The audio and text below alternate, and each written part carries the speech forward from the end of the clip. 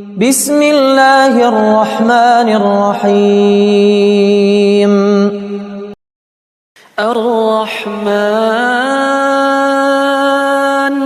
علم القرآن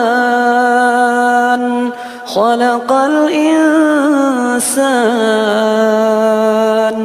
علمه البيان الشمس والقمر بحسبان والنجم والشجر يسجدان والسماء رفعها ووضع الميزان